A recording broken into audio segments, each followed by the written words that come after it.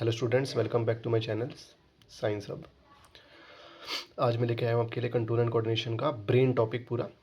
Brain और कितने movements होते हैं हमारे पास बॉडी में, और प्लांट के हार्मोन्स, ये सारे हम आज पढ़ने वाले हैं।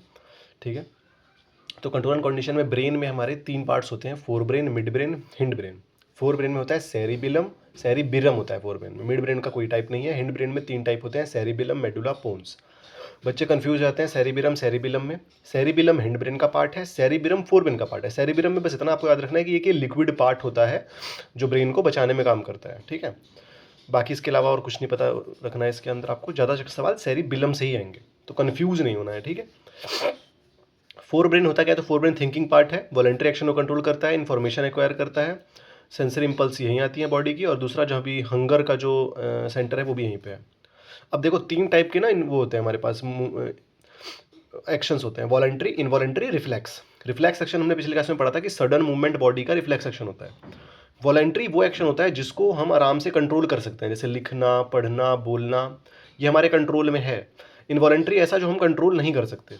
जैसे कंट्रोल क्या नहीं कर सकते हम? हार्ट बीट कंट्रोल नहीं कर सकते, वोमिटिंग कंट्रोल नहीं कर सकते हम, जैसे यहाँ लिखा है चेंज प्यूपिल साइज, ये हम कंट्रोल नहीं कर सकते।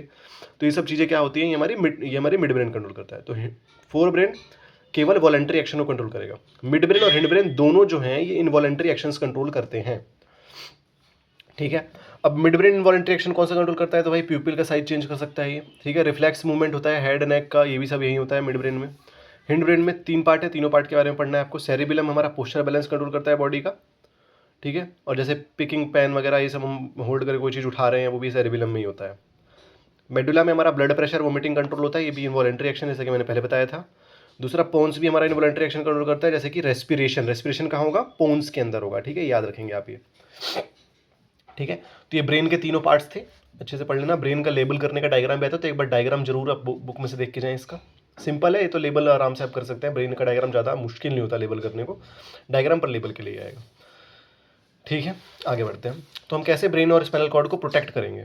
तो ब्रेन के अंदर होता है एक फ्लूड फील्ड बैलून होता है जिसको शॉक एब्जॉर्बर कहते हैं। ये क्रेनियम के अंदर होता है। क्रेनियम एक ढांचा है हमारे ब्रेन का, स्कल है, ब्रेन बॉक्स कहते हैं उसको, उसके अंदर हमारा फ्लूड जैसा स्ट्रक्चर होता है। ठीक है, फिर स्पाइनल कॉर्ड में हमारा वर्टेब्रल कॉलम होता है, एक रीढ़ की हड्डी भी आप कह सकते हैं, उससे हमारा कंट्रोल होता है ये। ठीक है, इसके अलावा हमारी बॉडी में 2 तरीके के मूवमेंट होते हैं, एक होता है नेस्टिक मूवमेंट, एक होता है ट्रॉपिक मूवमेंट। हमारे बॉडी में नहीं होते, प्लांट्स में होते हैं। ठीक है, प्लांट्स में 2 तरीके के मूवमेंट होते हैं, नेस्टिक मूवमेंट, ट्रॉपिक मूवमेंट। एक होता है इंडिपेंडेंट ग्रोथ, जहाँ पे ग्रोथ रुकेगी। ये होता है डिपेंडेंट ग्रोथ, यहाँ ग्रोथ बढ़ती है, डिपेंड करती है ग्रोथ। यहाँ पे ग्रोथ इंडिपेंडेंट है, मतलब कि कभी भी रुक सकती है, कभी भी बढ़ सकती है, ये वाला है यहाँ पे।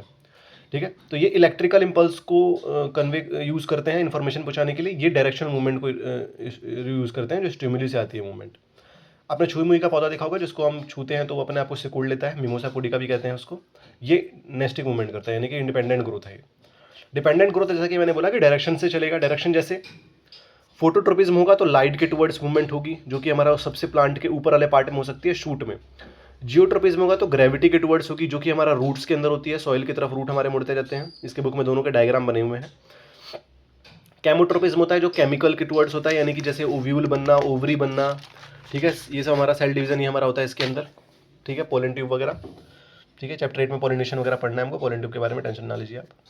हाइड्रोट्रोपिज्म, हाइड्रोट्रोपिज्म हमारा होता है मूवमेंट टुवर्ड्स वाटर। तो वाटर की मूवमेंट भी हमारी रूट से ऊपर की तरफ जाएगी। पानी हमारा रूट के ऊपर, रूट से हमारा लीफ की तरफ आता है ना, तो ये हमारी होगी वाटर की मूवमेंट। समझ में आया?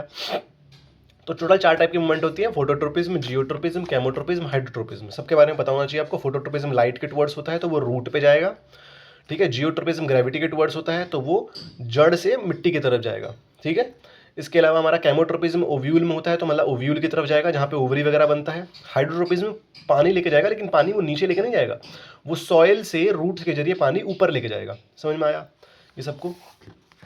इसके अलावा लास्ट टॉपिक चैप्टर का एक और पढ़ लेते हैं हम, प्लांट का हार्मोन्स क्या होते हैं। तो प्लांट के पास टोटल 4 हार्मोन्स है भाई। पहला है ऑक्सिन। ऑक्सिन पाया जाता है शूट टिप पे, यानी कि जो फोटोट्रोपिज्म करेगा वो यहाँ पे भी होगा, फोटोट्रोपिज्म ऑक्सिन के अंदर भी। ठीक है, गिबरेलिन हमारा ग्रोथ करता है स्टेम की, जैसे ये ग्रोथ करता है शूट की, ये करता है स्टेम की। समझ में आया? साइटोकिनिन सेल डिवीजन को प्रमोट करेगा, यानी कि जो फ्रूट से सीड बनना होता है या फिर फ्रूट्स बनना होता है, ये सब चीज़ें हमारी कहाँ होती हैं? साइटोकिनिन में ही होती हैं। ये कैसे बनता है हम इसको हाउ डू रिप्रोड्यूस में सीखने वाले हैं। ठीक है, अगला एब्सिसिक एसिड। एब्सिसिक एसिड का एक और नाम है, इसको ना हम स्ट्रेस हार्मोन भी कहते हैं। क्यों? क्योंकि इसकी वजह से ना पत्तियां गिरती हैं, विल्टिंग ऑफ लीव्स यही होता है।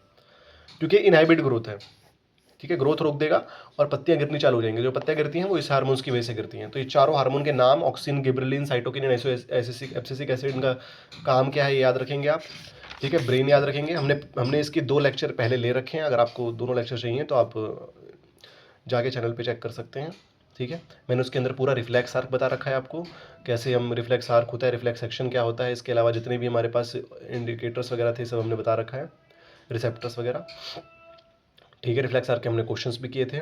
इसके अलावा फिर मैंने एक वीडियो बनाई थी, एक वो भी आपको मिल जाएगी। उसके अंदर आपको हार्मोन्स वगैरह जितने भी थे हमारे पास, ह्यूमन हार्मोन्स, उनके फंक्शंस क्या हैं, कहाँ पाए जाते हैं, ये सब मैंने उसके अंदर डाला था, ठीक है। और आज लास्ट हम इस चैप्टर का लेक्चर लेके आए हैं जिसके अंदर हमने ब्रेन वगैरह के बारे में बात करी है, ठीक है। मैंने 10th की पूरी केमिस्ट्री और 2 चैप्टर बायो के अपने चैनल पे डाल रखे हैं।